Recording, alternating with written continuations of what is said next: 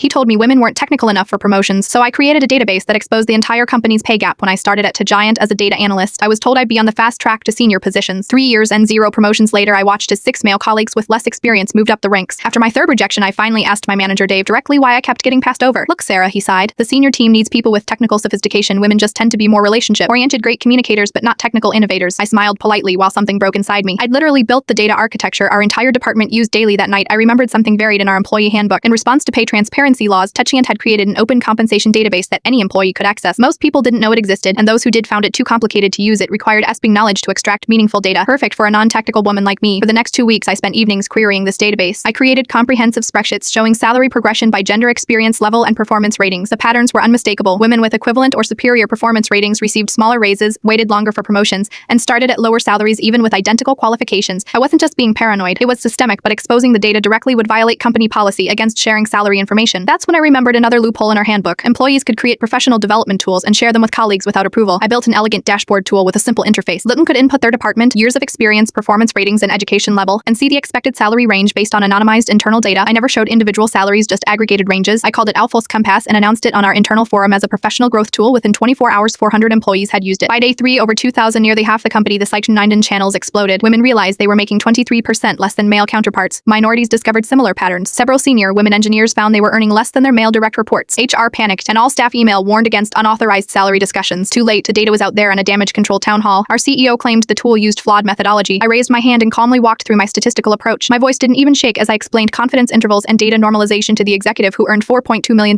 last year. "Who built this analysis?" the CTO interrupted. "I did," I said, "undergirding the company's own data." "You built the dashboard interface too?" the CTO asked, looking surprised. "Yes, and I automated the data pipeline to update weekly." The room went silent. Dave wouldn't meet my eyes. 3 days later, I was called to a meeting with the CTO and head of PR. I assumed I was being fired. Instead, they offered me a position leading a new compensation DEPR initiative reporting directly to the CTO with a 40% salary increase. "We need someone technical enough to understand the data architecture," the CTO said pointedly, "but also relationship-oriented enough to handle the human side." I accepted on one condition, that we implement company-wide adjustments for the identified pay gaps. He agreed. Dave now reports to me. In our first one-on-one, he asked nervously if I was upset about our history. "Not at all," I told him honestly. "Without your feedback about my non-technical nature, I might never have built the database that exposed everything. Sometimes the best revenge isn't getting even, it's getting ahead and bringing everyone else with you."